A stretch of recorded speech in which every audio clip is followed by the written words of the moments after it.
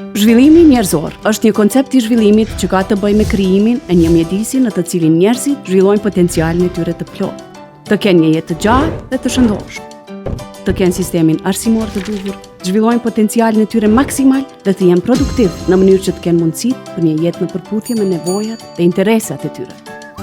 Zhvillimi njerëzor në këtë aspekt ka lidhje me zgjerimin e opsioneve të njerëzve për të ngritur cilësinë e jetës së tyre. Pikërisht njerëzit janë ata që duhet të jenë në qendër të procesit zhvillimor, e jo rritja ekonomike dhe tregjet.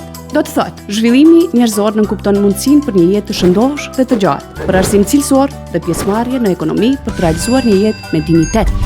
Për më tepër, zhvillimi nuk ka të bëjë me sasinë të hollave që merr njeriu, por si investohen ato. Për shembull, siç e dim, parat mund të përdoren për blerjen e barnave, por edhe për blerjen e substancave narkotike. Ato mund të përdoren për pajisje ushtarake, por edhe për ndërtimin e shkollave. Zhvillimi njerëzor lufton pabarazit dhe promovon një jetë me dignitet për të gjithë njerëzit anë mban botës, pavarësisht origjinës, gjinisë dhe ngjyrës së lëkurës.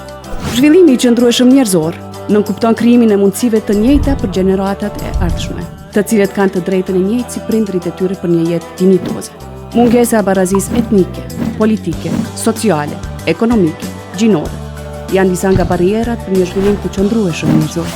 Ato janë burimet të konflikteve, të migrimit dhe problemeve të tjera që pamundsojnë një jetë dinjitoze dhe kanë pasoja afatgjata. Qëndrueshmëria është një aspekt shumë i rëndësishëm, duke marrë parasysh rritjen e popullsisë që shkakton një konsum më të madh, i cili shkakton dëmtimin në ambientin jetësor që t'i kalon të gjitha kapacitetet që ka.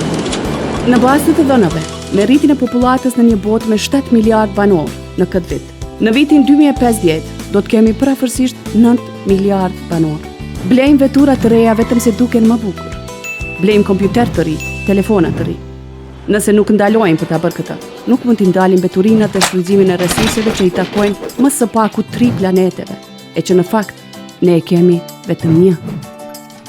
Vetëm një zhvillim i qëndrueshëm njerëzor mund ta balancojë këtë dukuri të parashikuar. Prodhuesit do prodhojnë më shumë, ne do t'inkurajohemi të blejmë më shumë. Do marrim më shumë kredi. Në fund, do prodhojmë veturina të panevojshme që të i kalojnë resurset ekzistuese. Vetëm nëse ndryshojmë sjelljen tonë konsumuese, ne dhe fëmijët tanë do të kemi një të ardhme të begatshme.